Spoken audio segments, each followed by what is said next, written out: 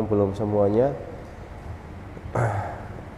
Pekan lalu kita sudah membahas tentang apa hikmah pelajaran yang bisa kita ambil dari peristiwa Bai'ah Aqabah yang kedua sebagai permulaan dari hijrah. Hari ini insyaallah kita akan membahas ya tentang persiapan ya, at-tamhid wal i'dad laha, tentang pendahuluan dan persiapan sebelum hijrah ke Madinah ya, sebelum hijrah ke Madinah. Saya ingin tanya ya,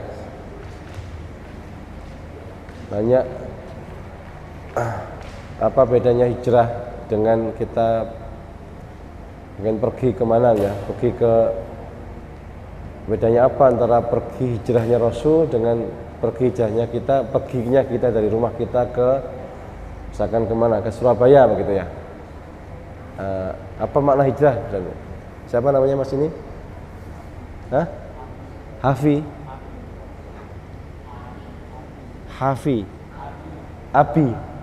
Abi, Bapak, Abi ya, apa? Hijrah itu apa?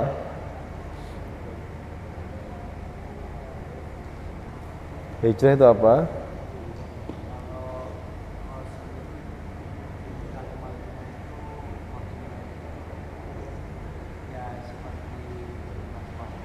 Saya berdakwah. Ada yang bisa menyempurnakan? Ada yang bisa menyempurnakan? Hijrah itu apa? Hijrah itu apa? Jangan, nggak usah dibandingkan ya. Hijrah itu apa? Hijrah.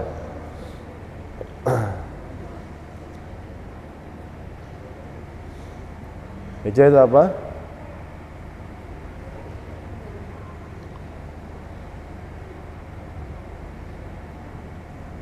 Ayo, yang topi merah ya. Mas siapa? Mas siapa? Saya pikir nggak bisa senyum, teman-teman bisa senyum. Mas siapa namanya? Akbar. Oh, barakallah. Akbar siapa namanya? Akbar siapa? Muhammad Fatah Akbar. Fatihah. Muhammad Fatihah. Fadilah Akbar. Oh, nggih. Apa makna hijrah itu apa?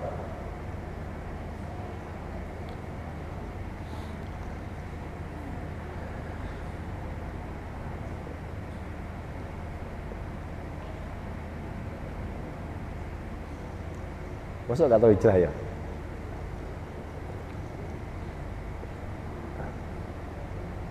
Sudah 3 kali kita bahas tentang hijrah.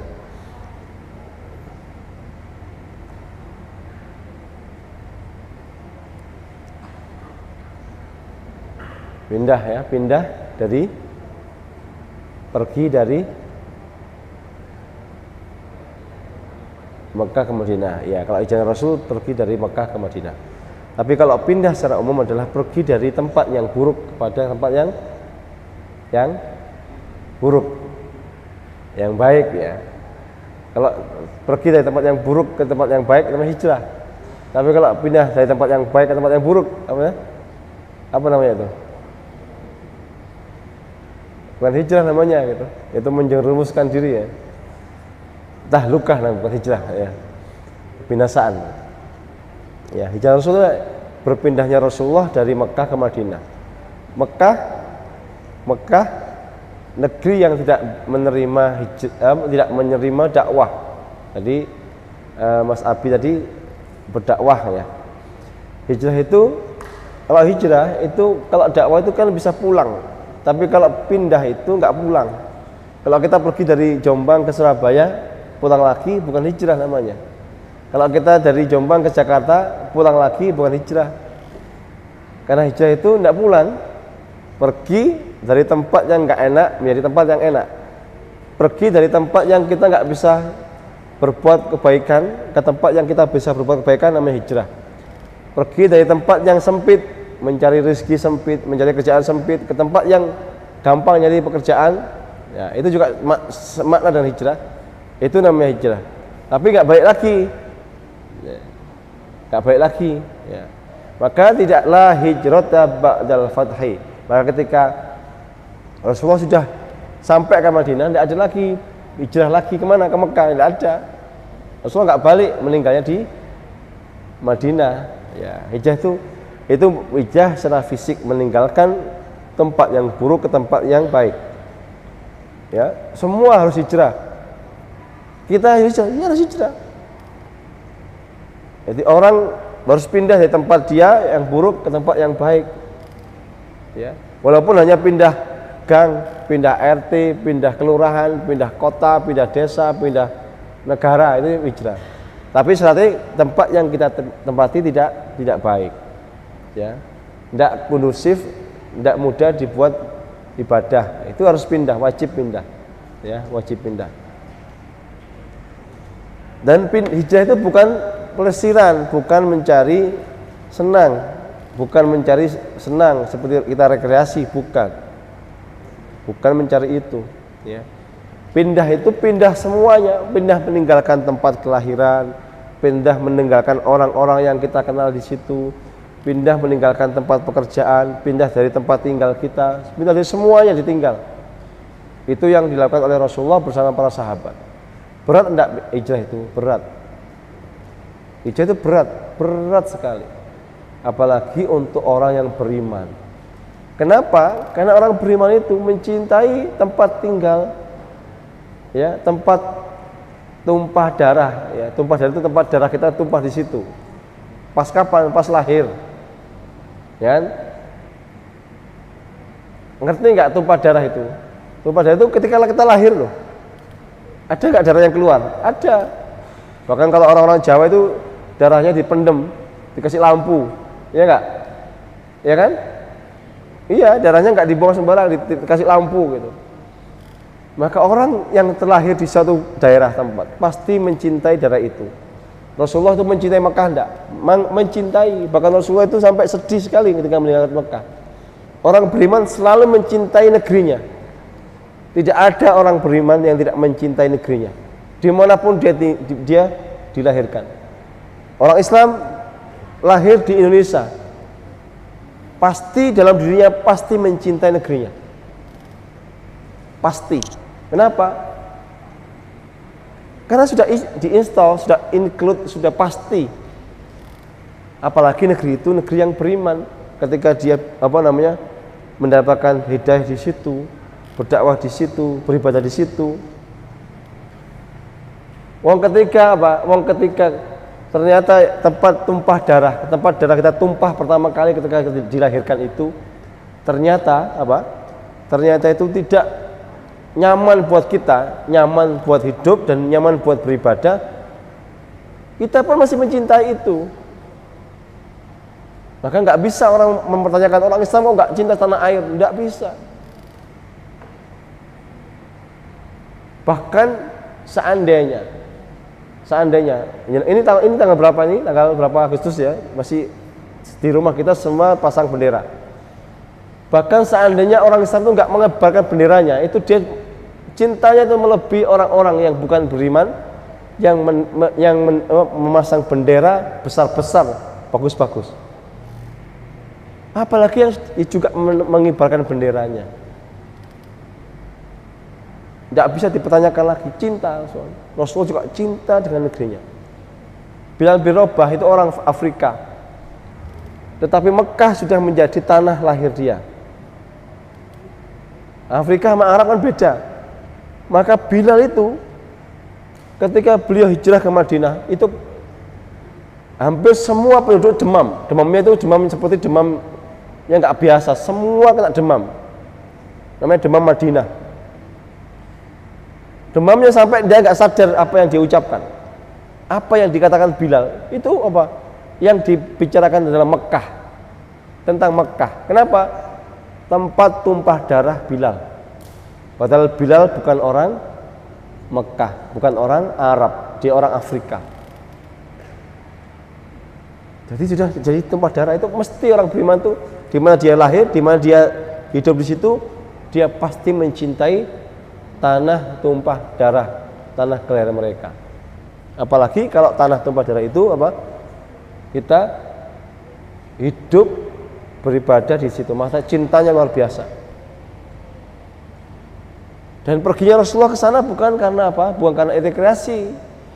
Karena Karena tujuan Rasulullah pindah itu ingin meninggalkan tempat, walaupun tempat tumpah darah beliau, karena di situ juga nggak bisa lagi dakwah, nggak bisa lagi menyebut asma Allah dengan tenang, maka wajib ketika itu pindah. Maka di negeri manapun, walaupun itu tumpah darah kita, kalau adzan sudah nggak boleh, ya, adzan sudah nggak boleh, sholat sudah nggak boleh, maka harus pindah ke tempat yang boleh sholat, boleh adzan. Ukurannya cuma itu, adzan, sholat. Ya.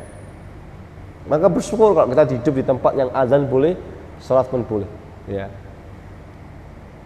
Tapi kalau mendebat itu maka kita harus pindah. Bukan untuk pelesiran, ya, bukan untuk pelesiran, tapi apa? Untuk menumbuhkan iman. Maka ada seorang ulama mengatakan, kalau ditanya, bolehkah seorang yang berasal dari negeri yang mayoritas Islam, katanya dia bisa sholat dengan bebas di situ, pokoknya syiar-syiar Islam itu ada. Apakah boleh dia meninggalkan negeri itu untuk belajar, untuk bekerja ke negeri yang lain? Ada ulama mengatakan apa? Tidak boleh. Kalau negeri yang kita tuju itu ternyata tidak bisa sholat di situ, tidak bisa adzan di situ. Kenapa? Orang sanggup mempertahankan keyakinan itu berapa hari? Padahal syariat ini itu Allah itu sampai menghendaki apa? Agar umat Islam itu tidak jauh-jauh dari masjid. Yang laki-laki paling enggak seminggu sekali jamaah di masjid. Untuk apa? Untuk mendengarkan khutbahnya khatib. Untuk yang laki-laki. Perempuan enggak, kenapa? Karena nanti suaminya bisa ngajari istrinya, abangnya bisa ngajari adik-adiknya atau kakak perempuannya, pamannya bisa ngajari keponakan-keponakannya yang perempuan. Tapi laki-laki enggak, harus ke masjid. Terus ketika dia pergi ke tempat yang jauh, di negeri yang jangankan sholat Jum'ah, sholat 5 waktu aja nggak bisa ditegakkan, maka dia haram pergi ke situ. Kenapa? Imannya runtuh, imannya akan runtuh. Apa ada buktinya? Banyak buktinya. Orang yang lahir di keluarga yang masya Allah religius, bahkan mungkin anak-anaknya kiai, pergi belajar ke McGill, ke Kanada. Jaraknya antara dia sholat dengan masjid jauh, antara dia kuliah dengan kampus dia, antara dia kampus dengan masjid jauh sekali. Pertama mungkin dia akan jamaah sendiri di kampusnya. Lama-lama sudah malas Jumatan, lama-lama rusak pikirannya, imannya rusak. Dan itu yang dikehendaki oleh orang-orang Barat, merusak Islam dari Islamnya sendiri. Yaitu apa? Anak-anak pinter dari kaum muslimin yang dibiayai sekolah, beasiswa ke luar negeri, dirusak pemikirannya karena dijauhkan dari sholat, dari Jumatan, dari sholat jamaah, dari masjid, dari syiar Islam. Lama-lama akhirnya apa? Berubah pikirannya, memandang baik apa yang dilakukan oleh orang-orang yang bukan beriman, tidak beriman. Pulang nggak ada kebanggaan lagi dengan agamanya. Yang ada di palanya hanya apa? Kebanggaan bagaimana kehidupan orang-orang Barat. Padahal jauh dari nilai-nilai keislaman, jauh dari nilai-nilai kemanusiaan. Karena tahunya mereka itu indah semua. Itu, ya. Terus boleh nggak? Emang ada syaratnya. Kalau dekat masjid, dibolehkan jamaah, dibolehkan adzan, maka boleh ke situ. Kalau enggak boleh. Kalau enggak boleh. Ya. Itu bedanya hijrah dan safarnya seorang mencari ilmu ke negeri-negeri yang bukan Islam.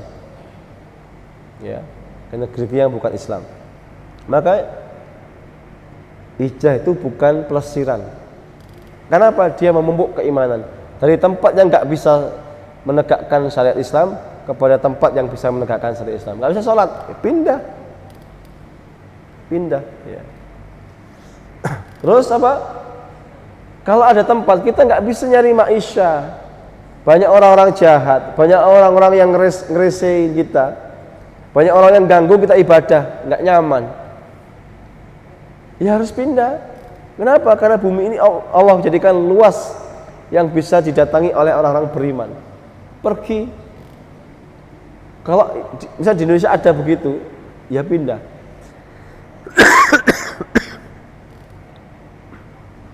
Dulu, karena saya punya tetangga, kebetulan anaknya itu, ibunya itu yang beliau mencari ma'isyah, mencari penghidupan itu di daerah timur-timur ya. Sekarang timur-timur tidak ada ya, dari Timor Leste. Dulu orang-orang yang Islam yang ke sana itu rata-rata sukses. Kenapa? Karena bangunnya paling pagi. Kenapa bangun paling pagi? Karena adzan subuh sudah bangun. Bahkan sebelum subuh sudah bangun. Yang ke pasar duluan siapa? Orang Islam. Karena orang-orang yang di timur-timur itu belum bangun. Karena apa? Malamnya biasanya mabuk. Akhirnya baru siang baru bangun mereka. Ya. Semangat mencari ma'isyah lebih tinggi orang-orang Islam yang di situ daripada yang pendatang itu daripada orang situ. Lama-kelamaan terjadi kecemburuan sosial. Lama-kelamaan tidak bisa sholat dengan bagus, nggak boleh sholat dengan nggak bisa sholat dengan tenang. Karena apa? Selalu direcokin sama orang-orang situ. Akhirnya apa? Akhirnya mereka diusir dari situ. Nah, bagaimana? Ya harus pindah. Padahal dulu Timur-Timur termasuk bagian dari Indonesia. Ya harus pindah. Kenapa? Negeri Allah luas. Pindah kemana aja kita mau. Ke Sumatera, ya. Termasuk orang-orang yang kita ini adik-adiknya yang dari luar. Di situ nggak ada ustadz, nggak ada kiai, nggak ada pondok. Pergi yang jauh yang ada pondoknya, yang ada kiainya. Apalagi kalau udah selesai itu nggak ada lagi. Saya udah belajar semua di lingkungan situ. Pergi. Kata Imam Syafi'i, safir tajid aywadon amman tufariquhu. Imam Syafi'i radhiyallahu anhu. Pergilah, engkau akan mendapatkan apa yang kau tinggalkan. Tinggalkan rumah, Allah ganti rumah yang baru. Tinggalkan tempat belajar, Allah ganti yang baru. Meninggalkan keluarga, Allah ganti keluarga yang baru. Meninggalkan harta, Allah ganti harta yang baru. Diganti semua. Bahkan bisa jadi lebih baik. Saudara apa bisa diganti? Bisa. Bahkan saudara sekandung kadang-kadang tidak lebih baik daripada saudara yang saudara seiman di tempat perantauan. Maka jangan hanya cukup di sini. Ya, kalau yang orang sini pergi jauh-jauh. Tuntulah ilmu, ya. Pergi jauh-jauh.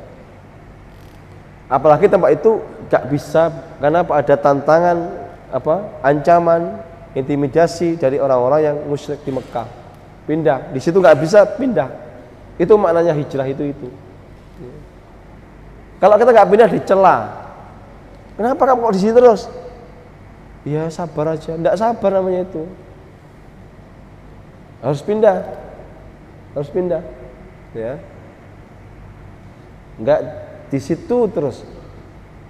Bersabar dalam kebodohan tuh tercela. Ya, tercela. Ya. Maka itu yang menggerakkan kaum muslimin. Enggak bisa ibadah pindah. Ya. Apalagi ada tentangan dari orang-orang musyrik pindah, maka pindah semua Rasulullah. Tetapi pindah itu harus persiapkan. Kalau orang pindah tanpa persiapan, apa hasilnya? Ya tidak lebih baik. Pergi aja, nggak disiapkan bekalnya, nggak disiapkan tempat tujuannya. Paling minim disiapkan. Kamu mau kemana? Mau ke sana. Ke sana kemana? Mau kuliah di sini, mau sekolah di sini. Apa yang kamu ingin belajar? Aku ingin belajar ini. Disiapkan gitu. Terus berapa biayanya? Disiapkan biayanya. Pakai apa? Disiapkan kendaraannya.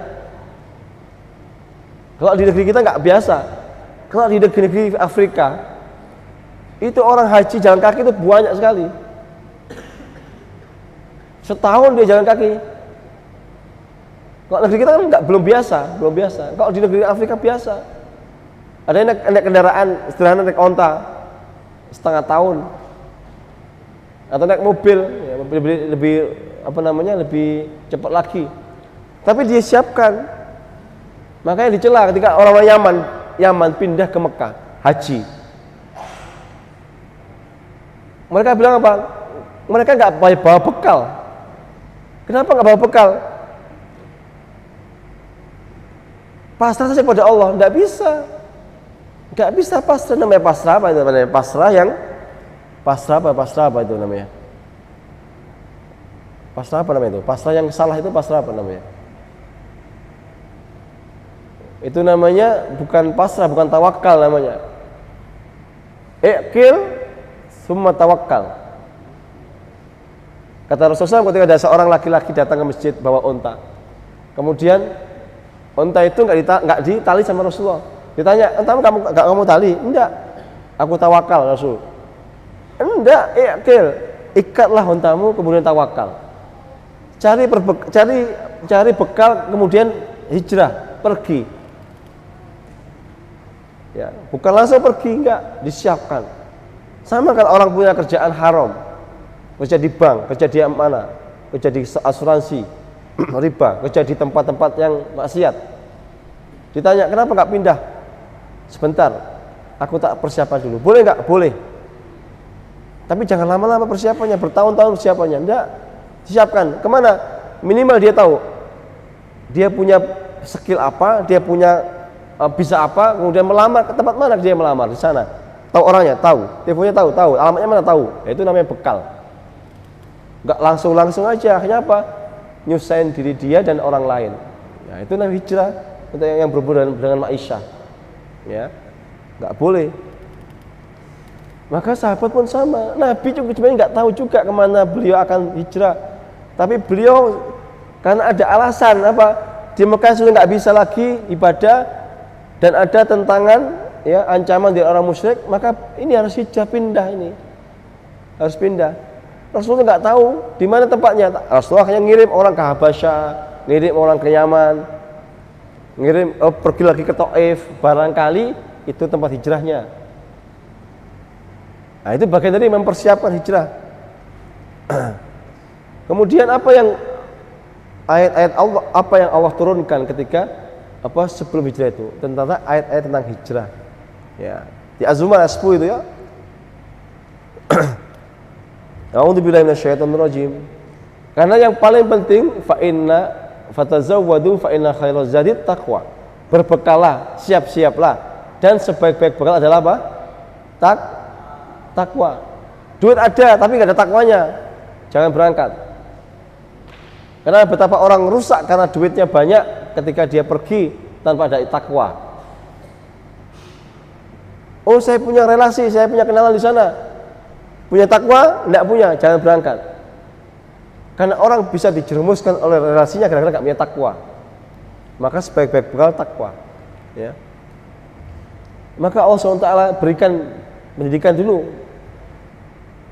Apa sih kenapa harus hijrah? Kenapa harus hijrah itu disebutkan Allah SWT. Qul ya ibadiyalladzina amanu taqu rabbakum lilladzina ahsanu fi hadhihi dunya hasanah wa ardullahi wasi'ah innama yuwaffas sabiruna ajruhum bighairi hisab. Qul ya ibadi, wahai hamba-hambaku yang beriman, alladzina amanu, wahai hamba yang beriman, ittaqu rabbakum, takutlah kepada Allah, takutlah kepada Rabbmu, takutlah kepada Rabbmu. Takwa itu aslinya takut, ya. Takut kepada Allah SWT. Illadzina ahsanu, orang-orang yang berbuat baik itu di dunia mendapat kebaikan. Kemudian wa ardullahi wasi'ah. Ini pesan hijrah, dan bumi Allah luas. Berarti apa? Orang yang merasa dirinya sempit, maka dia harus pindah, karena bumi Allah tidak selebar daun kelor. Kalau di situ susah, pindah. Jangan orang mengatakan, kemana lagi aku pindah, toh juga sama saja. Tidak sama. Kalau merasa sempit, pindah. Kalau merasa nggak enak, pindah. Di sini kok nggak enak ya, orang sholatnya diwasi terus, pindah ke tempat yang lain. Ya, pindah ke tempat yang lain. Bumi Allah luas. Ya, bumi Allah luas. Sesungguhnya banyak orang-orang yang bersabar yang dicukupkan oleh Allah pahalanya tanpa batas. Bersabarnya orang yang sedang kesempitan adalah apa? Mengusahakan kesempitan itu jadi lapang. Itu bersabarnya. Ya. Sabarnya orang bodoh apa? Belajar. Ya, belajar. Enggak menengahi begitu, itu enggak sabar namanya. Ya. Belajarnya orang yang sempit apa? Sabarnya orang yang sempit adalah pindah dari kesempitan itu kepada tempat yang luas. Dan bumi Allah luas. Itu ditadaburi sama Rasul, sama para sahabat ditaburi. Kita nggak pindah-pindah. Mekah itu memang indah. Mekah itu bagi orang yang lahir di Mekah itu indah sekali. Ya. Mekah bagi orang yang lahir di Mekah indah sekali. Anginnya sepoi-sepoi, ya. Kemudian hawanya yang sejuk. Kehangatan Mekah. Kemudian apa banyak sekali pasirnya. Bagi orang yang tinggal di situ senang. Tetapi ketika kesana itu berubah jadi kesempitan, ya, ancaman, maka bumi Allah luas, pindah. Ini yang dikaji Rasulullah, pindah, benar pindah ya. Ini dulu dianu. Sama ketika kita ibu-ibu yang lihat anaknya kok gelendam aja, mager, suruh pergi. Kamu jangan mager terus, pergi dari sini. Kemana Bu? Belajar. Kemana Bu? Bekerja. Ya. Ada anak muda hidupnya gitu aja, monoton aja, pergi yang jauh. Apalagi belum menikah, pergi yang jauh. Ya. Kenapa? Imam Syafi'i mengatakan apa? Air itu udah belajar tentang thaharah. Air yang tergenang itu bagus apa enggak? Air itu akan rusak kalau dia tergenang. Tapi ketika dia mengalir dari tempat dia tinggal dan tempat dia keluar, maka dia jadi air apa? Thahir mutahhar. Air yang mengalir dari apa? Jadi air yang suci dan mensucikan. Harimau yang tinggal di kandang macan di kebun binatang itu kira-kira manfaat enggak aung mana? Oh, itu manfaat enggak? Enggak manfaat, enggak ada orang yang takut. Tapi ketika dia pindah ke hutan, gagah enggak? Gagah. Ketika dia mengaum semua takut, hewan-hewan takut semua. Itu pindah. Panah itu kalau dilesatkan anak panahnya ke sana, kira-kira ngenai buruan enggak? Tapi kalau hanya disimpan di tempatnya, kira-kira manfaat enggak anak panahnya? Seperti pelor tembak angin, ketika ditembakkan dari itunya ngenai sasaran burung enggak? Ngenai. Kalau disimpan di kotaknya enggak ada gunanya. Itulah makna pindah. Ya. Bumi Allah luas. Ya. Itu dibolak-balik diajarkan Rasulullah SAW pada para sahabatnya. Nah, sahabat itu enggak ragu lagi ketika Rasulullah mengatakan sudah Aisyah, ya, ini hadis Aisyah, aku sudah diberitahu tempat hijrah kalian. Ya. Di mana? Di Madinah. Hijrahlah. Itu sahabat tidak ada yang ketinggalan hijrah. Enggak ada yang ketinggalan hijrah. Ya. Semua hijrah, baik yang kaya, baik yang miskin, dengan bekal yang dia punya. Yang pertama takwanya, yang kedua apa yang dia bisa bawa, dia bawa. Yang tinggal cuma siapa? Rasulullah, Ali bin Abi Thalib, Islam. Kemudian Abu Bakar As-Siddiq radhiyallahu anhu, kemudian siapa? Abbas belum hijrah. Ya, kalau dihitung orang beriman, Abbas waktu belum beriman. Sama orang-orang gila, orang-orang lemah dan orang yang sakit. Itu yang tinggal di Mekah. Dan mereka pingin tapi nggak bisa hijrah. Semua hijrah yang bisa jalan, yang bisa naik kendaraan. Ya. Kalau Abbas ini memang Rasulullah pingin beliau di situ dulu. Dan beliau baru hijrah itu setelah perang Badar, ya, menjelang perang Uhud. Jadi disiapkan, makanya disuruh langsung berangkat. Oh, itu gimana meninggalkan ini? Semua sahabat meninggalkan apa yang mereka cintai. Apalagi yang kaya-kaya, Utsman bin Affan, Abdurrahman bin Auf, meninggalkan semua kekayaannya. Rasulullah juga meninggalkan semua kekayaannya. Bahkan menarik Rasulullah, sebelum Rasulullah hijrah itu apa? Rasulullah itu kan seperti kalau di Mekah itu seperti bank. Bukan bank ini, bukan bank titil atau bank sekarang ini. Itu apa? Rasul itu tempat nitipnya orang-orang.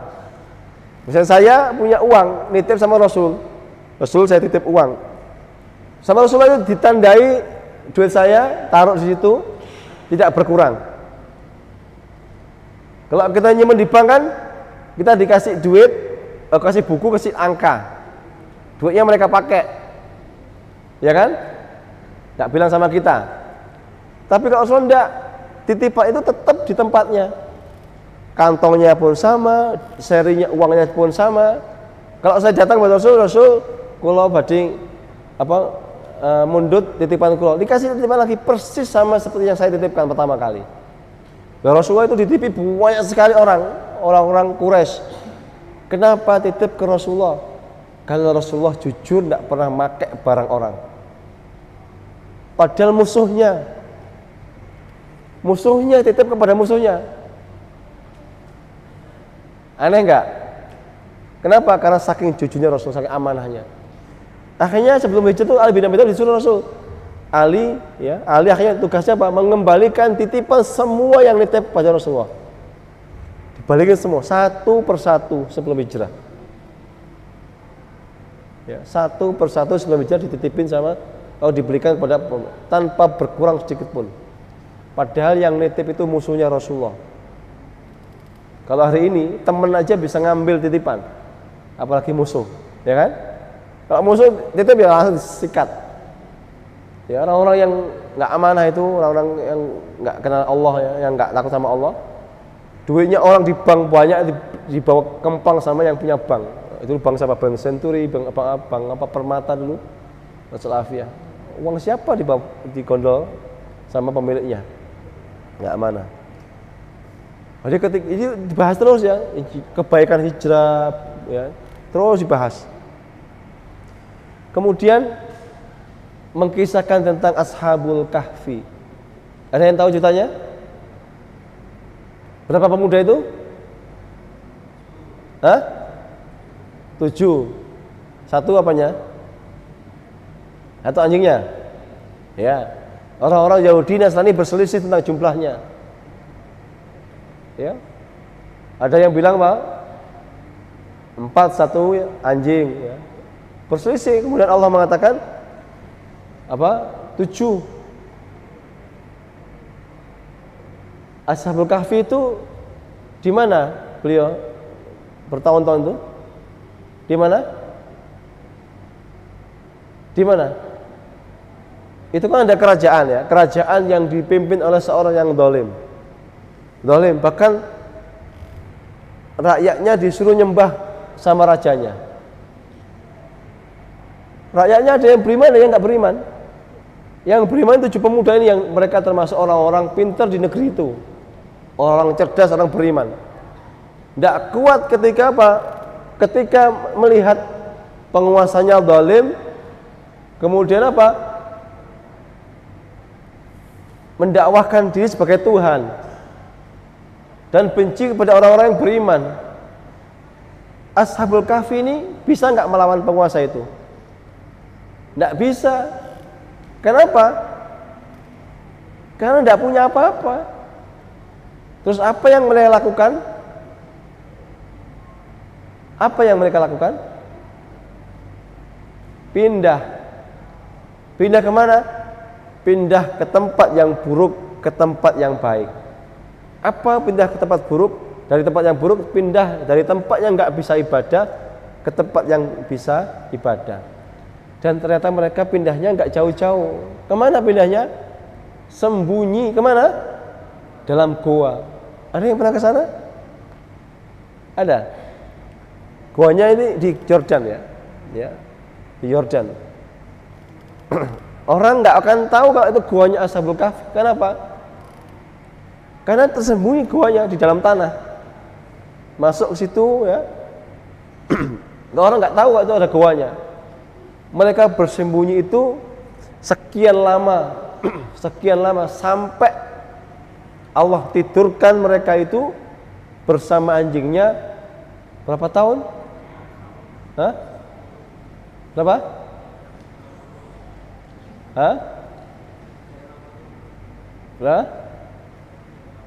350, ya. 300 salah sa'amiatin wasdatu tis'a. 300 plus 9. 300 tahun plus 9, ya. Ya, betul. 300 itu kalau dihitung dengan hitungan Komariah plus 9 berarti 309 hari, 309 tahun kalau dihitung dengan hitungan Komariah. Itu Allah itu maha pintar, maha alim, maha punya ilmu yang banyak. Maka baca itu Ashabul Kahfi itu turun untuk siapa? Turun untuk kita, umat yang ada di akhir zaman. Dan disuruh Nabi untuk dibaca kapan? Surat Al-Kahfi malam Jumat. Malam Jumat dan hari Jumat. Nanti boleh di malam Jumatnya karena ada riwayatnya, dan di hari Jumat. Kenapa kita baca itu? Karena kandungan cerita Ashabul Kahfi itu Suratul Kahfi itu kandungannya luar biasa bagus dan itu bekerja dengan baik kalau kita amalkan pada zaman kita ini. Waktunya nggak cukup kalau kita bahas ya. Termasuk diantaranya Ashabul Kahfi, yaitu orang-orang pemuda-pemuda yang hijrah dari tempat yang buruk di negerinya ke gua. Di gua itu dia beribadah kepada Allah SWT, dan Allah tidurkan selama 300 plus 9 tahun. 300 tahun plus 9 tahun dibolak-balikkan sama Allah SWT, karena itu ada cahayanya yang masuk ke gua itu dari pagi dan sampai sore, sampai menjelang. Dibolak-balik itu. Kenapa? Biar nggak rusak jasadnya. Kalau nggak dibolak-balik mungkin rusak jasadnya. Dibolak-balik itu ada tulang-tulangnya. Baru terbangun setelah sekian ratus tahun. Kemudian ternyata dites itu, anak seorang belikan kami makan, pas bangun belikan makan, beli pakai uang itu. Begitu sampai di luar, uangnya dibelikan. Orang-orang pada kaget, ini uang apa? Ini uang 300 tahun yang lalu, nggak kelaku hari ini. Dulu pakai rupis, sekarang pakai rupiah. Ya, akhirnya bertanya-tanya, siapa itu? Siapa ini? Nggak ada yang tahu karena sudah 300 tahun melebihi generasinya. Orang paling hidup 100 tahun, ini 300 tahun. Akhirnya Akhirnya ada orang yang tahu. Oh, itu saya pernah dengar, mbahku pernah ini. Dia tahu. Akhirnya salah seorang bisa menunjukkan di mana rumahnya dan di mana dia simpan itu gambar tentang istrinya disimpan. Tahu dia rahasia, ada kamar rahasia. Begitu orang tahu itu Ashabul Kahfi, mereka berdoa kepada Allah, ya Allah, matikan aku ya Allah, matikan kami. Kenapa? Padahal negeri itu sudah berubah. Tadinya dipimpin oleh orang yang dolim, kemudian setelah sekian lama berubah dipimpin oleh seorang yang menyembah Allah SWT, ya, menyembah Allah SWT, Nasrani itu ya, menyembah Allah SWT, yang mentauhidkan Allah SWT. Tapi mereka udah gak mau lagi, bertemu dengan Allah lebih baik. Akhirnya semangatnya Ashabul Kahfi itu diabadikan oleh Allah SWT dalam suratul Kahfi. Bahkan dinamakan Allah dengan surat Al-Kahfi, surat Goa. Itu untuk kita. Pelajarannya apa? Kalau ketemu tempat yang nggak kondusif ibadah, pindah tempatnya. Misalnya sekolah nggak ada yang baik, pindah ke tempat yang baik. Kerja nggak ada yang baik, pindah ke tempat kerjaan yang baik. Gitu. Ya, Ashabul Kahfi itu gitu pesannya. Itu Allah turunkan suratnya sebagai pelajaran bagi umatnya Rasulullah SAW. Dan sampai hari ini surat itu masih kita baca setiap Jumat, ya, sebagai pelajaran buat kita, dan itu bekerja dengan sempurna kalau diamalkan. Ya, saya adzan dulu silakan barakallahu fikum. Ya, sedikit lagi.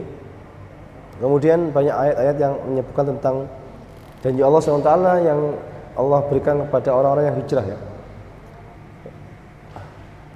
Walladzina hajaru fillahi min ba'di ma zulimu.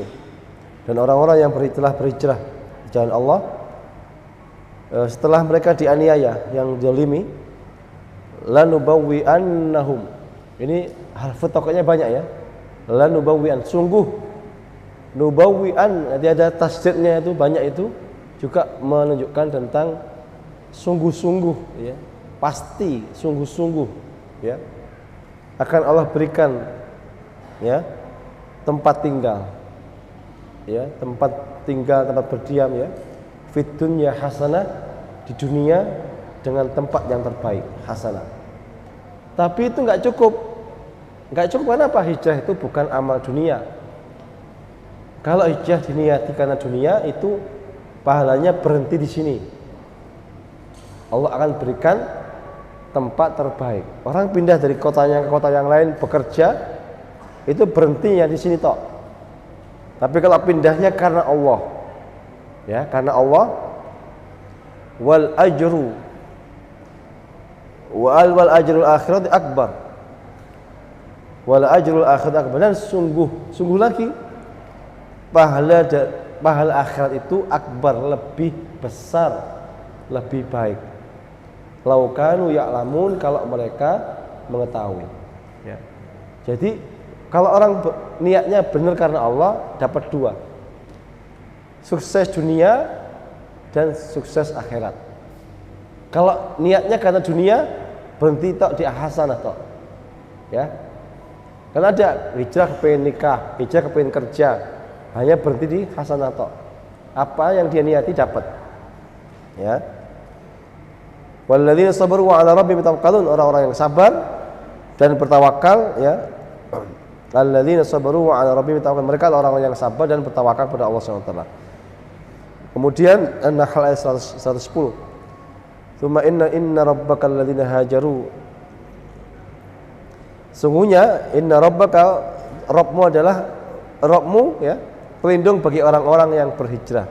Mim ba'di ma futinu, sesudah datangnya apa? Fitnah atau cobaan. Fitnah itu macam-macam, ada fitnah kehilangan jiwa, kehilangan harta, kehilangan macam-macam ya. Tsumma jahadu wa sabaru, kemudian mereka berjihad dan bersabar. Inna rabbaka min ba'diha laghafurur rahim.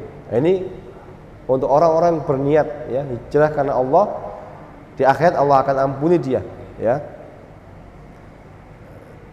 Ya, dan Allah Maha Penyayang ya.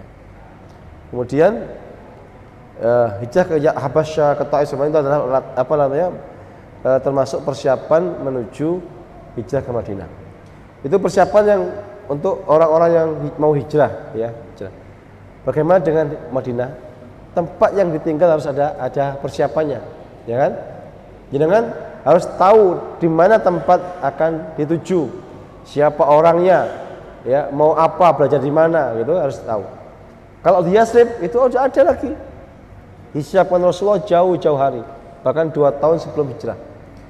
Kemudian apa? Disiapkan orang-orang yang menyambut beliau. Nanti di mana tempat tinggalnya para sahabat yang hijrah? Karena jumlahnya nggak sedikit, banyak. Maka disiapkan. Siapa yang menyiapkan? Orang-orang yang datang pada bai'ah yang 1 dan kedua, bai'ah Aqabah 1 dan bai'ah kedua. Mereka itu di antara mereka ada yang meminjamkan rumahnya, berbagi rumah, ada yang di tingkat 2 dan yang tingkat 1. Rasulullah itu sampai berbagi dengan paman beliau. Karena Rasulullah datang ke Madinah, yang dibangun bukan rumah, yang dibangun adalah masjid. Maka beliau enggak nyewa, tinggal di rumahnya pamannya, saudaranya dari ibunya, ibu beliau Rasulullah SAW. Ada yang menampung banyak orang sampai 80, seperti Sa'ad bin Ubadah bin Samit, itu beliau sampai nampung 80 orang. Ada yang nampung hanya 1 keluarga saja. Itu disiapkan selama 2 tahun itu. Siapa yang dulu memimpin? Mus'ab bin Umair. Ya. Sampai akhirnya apa? Pada puncaknya mereka mengatakan, Rasul, kami siap melindungi engkau ketika datang ke Madinah. Kenapa? Karena ketika sudah mau hijrah itu ternyata tekanan orang-orang musyrik semakin kuat. Sementara di Madinah itu sebenarnya ada potensi apa? Potensi bahaya yang mengancam. Dari siapa? Dari orang-orang yang belum beriman, orang musyrik Madinah, dan orang-orang apa? Orang-orang Yahudi di Madinah yang enggak suka dengan Rasulullah SAW. Maka orang-orang Ansar, Khazraj dan Aus yang datang pertama kali kemudian mengajak orang Madinah yang untuk beriman, itulah orang-orang yang akan melindungi para sahabat ya, Rasul dan para sahabat sampai Rasulullah datang ke Madinah di kali terakhir. Jadi Rasulullah itu kafilah terakhir yang datang ke Madinah. Ya, juga akhirnya disusul sama Abbas bin Abdul Muttalib. Nah, sampai akhirnya nanti ada kisah-kisah yang haru, ya, bagaimana kisah para sahabat karena hijrah ternyata nggak mudah. Ada yang dipisahkan antara anak dan bapaknya, ada yang dipisahkan antara ibu dan anaknya, seorang istri dan suaminya. Itu ada kisahnya. Jadi kita akan bahas di pertemuan yang akan datang insyaallah. Demikian mungkin yang bisa saya sampaikan, kurang lebih mohon maaf. Ihdinas siratal mustaqim siratal ladzina an'amta 'alaihim ghairil maghdubi 'alaihim waladdallin amin. Subhanakallahumma wa bihamdika asyhadu an la ilaha illa anta astaghfiruka wa atubu ilaik. Assalamualaikum warahmatullahi wabarakatuh.